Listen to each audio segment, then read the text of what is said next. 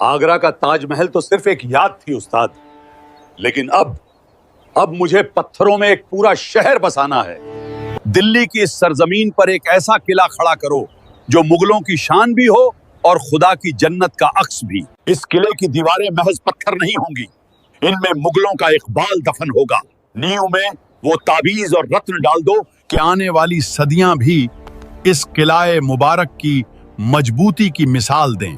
लाल किले के निर्माण से लेकर इसकी आखिरी सांसों तक की पूरी कहानी जानने के लिए वीडियो आखिर तक जरूर देखिए।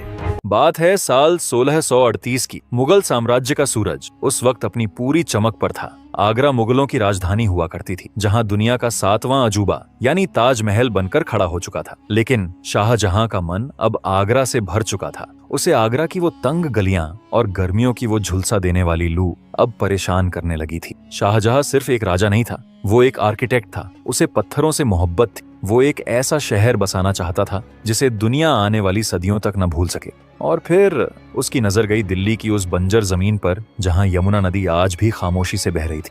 शाहजहां ने हुक्म दिया, मुगलों का तख्त अब आगरा से दिल्ली जाएगा। उसने उस्ताद अहमद लाहौरी को बुलाया, वही शख्स जिसने ताजमहल की रूपरेखा तैयार की थी। शाहजहां ने उनसे कहा, मुझे दिल्ली में एक ऐसा किला चाहिए जो महज एक इमारत न हो, वो जमीन पर खुदा की जन्नत का अक्स हो। 16 अप्रैल 1639 को इस किले की पहली ईंट रखी गई। लेकिन क्या आप जानते हैं, इस किले को बनाने के पीछे सिर्फ ईंट और चूना नहीं था। शाहजहां ने इसके लिए ज्योतिषियों और हकीमों की एक बड़ी फौज बुलाई थी। कहते हैं कि किले की नींव में बेहद कीमती रत्न और खास ताबीज दबाए गए थे ताकि ये किला मुगलों के इकबाल को हमेशा सलामत रखे। इस किले का आकार अष्टकोणीय रखा गया क्योंकि मुगलों का मानना था कि स्वर्ग के 8 दरवाजे होते हैं। करीब 10 साल तक दिन रात हजारों मजदूरों और कारीगरों ने अपना पसीना बहाया। 1648 में जब ये किला पूरी तरह बनकर तैयार हुआ तो इसका नाम रखा गया किला ए मुबारक, यानी वो किला जिसे खुदा की बरकत हासिल हो। उस वक्त इसकी दीवारें आज की तरह फीकी नहीं थी, बल्कि उन पर लगे लाल बलुआ पत्थर सूरज की पहली किरण पड़ते ही ऐसे चमकते थे जैसे अंगारे धधक रहे हों। लेकिन शाहजहां को अंदाजा भी नहीं था